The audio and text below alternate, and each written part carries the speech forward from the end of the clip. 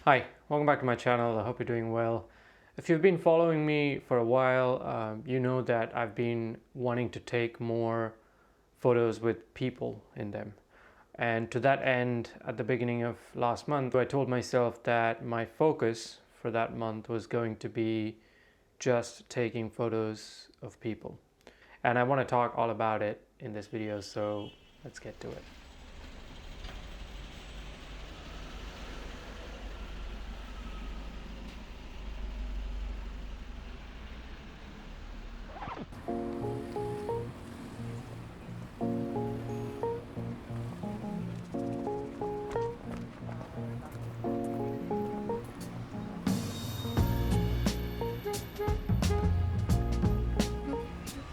At the beginning of last month, Kyle came down to London and we spent the day walking around, photographing here, eating some great food, talking photography and life.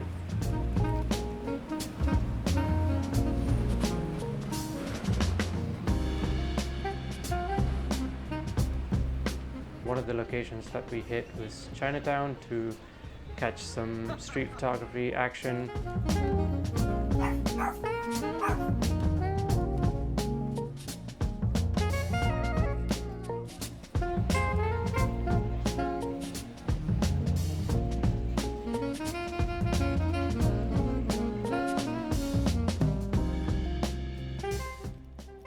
This experience and my previous experience trying street photography has increased my respect towards street photographers, and I'm just so impressed how a lot of them get in, get out without ever being noticed that they took a photo and come away with incredible street photography. I know that some of that has to do with knowing your gear in and out, but it's also definitely a huge skill to have, to be able to capture moments on the street and to be able to keep your camera at the ready all the time. That's one of the main things that I learned. I missed a couple of shots just by 1 or 2 seconds because I had my camera hanging on the side instead of holding it at the ready. With the confidence I accumulated from shooting on the streets, I dusted off this idea I had for a photo project to photograph people that live on boats. But let's look at the photos now, and then I'll talk a bit more about my thoughts on this project and photographing strangers in general.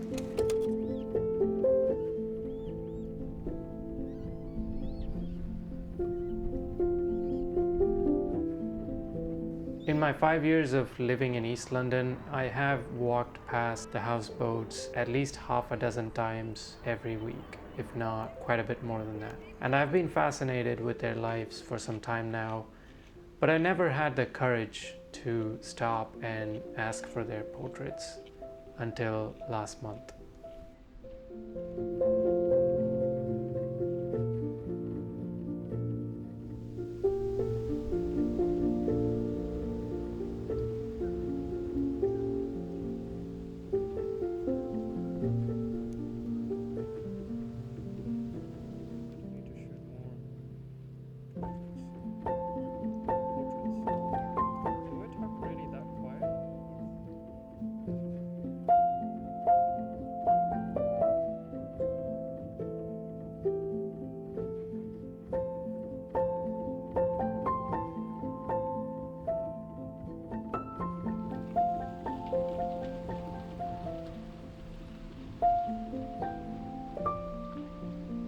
It's still at the early stages though, so I don't really want to say anything about it except that I will be taking photos of people that live on boats here in the canals of London.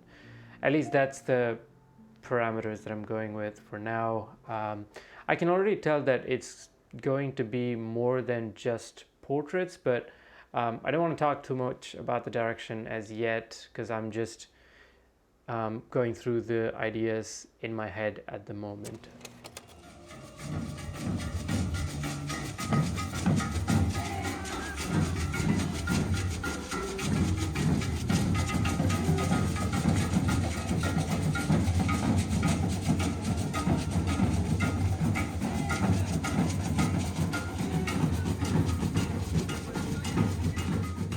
Nottinghill Carnival happens once a year in London, and it's mainly a Caribbean festival, although anybody and everybody can go and enjoy celebrating their food, music, and culture. So it's 2 to 3 days of music, amazing food, performances, booze, and people getting up to trouble.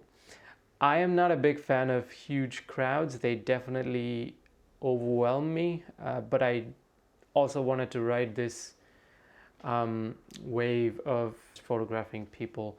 And the idea for this was to not do street photography in the crowds, but to identify people that I find interesting, whether it's their clothes or whether it's their attitude, whatever it is, and talk to them and try to get their portraits. So I took my Pentax 6x7 with a waist level viewfinder, and I had an incident meter with me, so I had to meter for pretty much every photo. It was a bit of a mixed experience. The first day I was there for a couple hours, only got 4 or 5 shots, but the second day was pretty smooth. I was there just for an hour, but I managed to shoot 9 or 10 shots, which was great.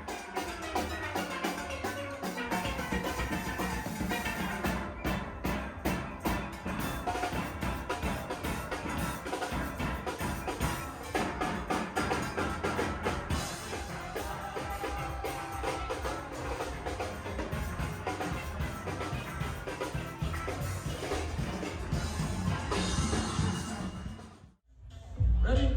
Ready? You ready? When you're ready. You ready? You ready? You ready? When you're ready. Give me that test. Give me that test. Give me that test.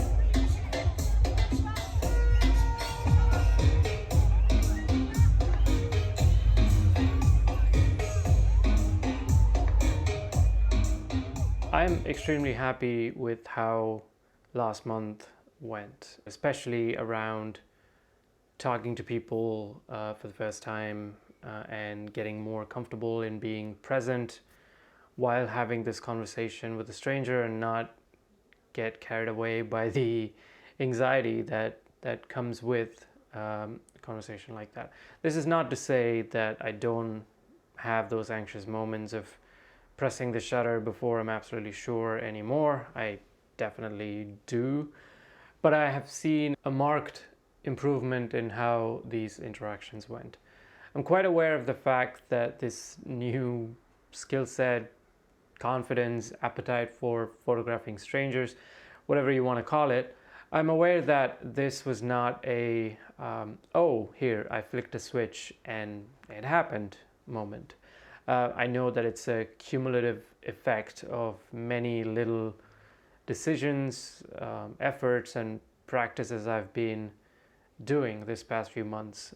In a time like this, when everything seemingly happens instantly, remembering the fact that consistent practice and getting boots on the ground is key to gaining forward momentum, I believe is quite important.